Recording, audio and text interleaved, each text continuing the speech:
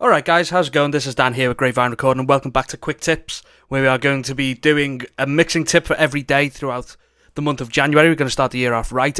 On this one, we can actually do a little bit of mixing, which is pretty cool. All I've done, I've got a pretty basic balance of my drums, using the same technique as we did in the previous video about adding low end to the kick. So just have a quick listen.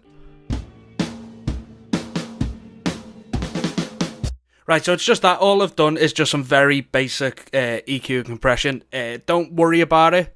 Don't worry about any of these settings because they are very rough for the time being. And the only reason why I've created this video is I had an idea of doing something that I like to call a fat fader, right? And what that is, we're going to do it for the drums on this, but you can do it with pretty much anything. All you do is you create another auxiliary input, put it below the drums. This will be called drums fat, right? And then give that a bus, say 2122. Send this out of 2122, like so. So we're pretty much getting a duplicate of the entire drum track on this fat fader. And then what I like to do with this is put a compressor on it. It can be any compressor. I will use the solid bus compressor from Native Instruments, but any compressor will do. And then what you do is you'd effectively set this up as a parallel compression, so you want this to be heavily compressed, pretty much. So what you do,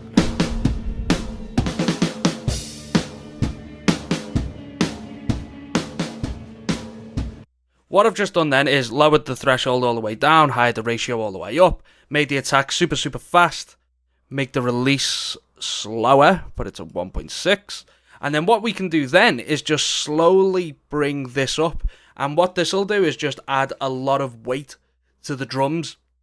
It'll do it for everything on the drums, so some people like to not send the overheads to this, but I'll do it just so you can hear what it's actually doing. But of course we just use this then just to add or decrease the amount that we want. So it's pretty cool because it allows us to retain the transient information of, you know, the original tracks, like all these. But because the attack is really quick on this, on the fat channel, all the transients are going to be completely squashed. So if we have a listen. And sorry, what I'll do is just bring it up slowly.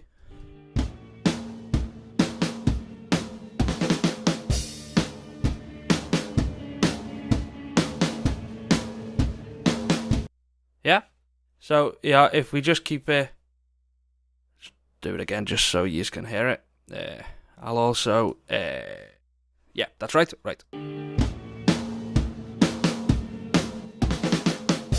See, so when you mute it, all of that decay off the room, because the release is so long, just goes away.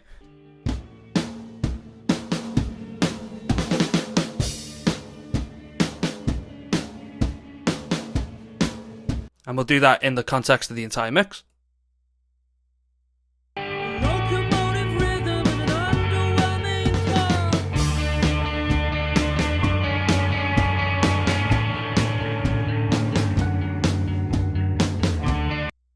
See, so what we can do as well is, if you want that effect to be more so, we can do what we did last time by adding the trim plugin at the end of it. Like so. And you can hide it up, you know, the left and right channel independently. But that's pretty much all. That's pretty much all it is. It's just parallel compression for the entire drums, which is pretty darn cool. As I say, you can use it for the bass, you can use it for guitars. It just gets that effect. Of course, you can use a different compressor, and you will get a different sound. So say if we just quickly use the Pro Tools compressor, do the same thing. If there's a preset for it, usually there is something like a brick wall. Yeah, drum fatten. That'll probably be it.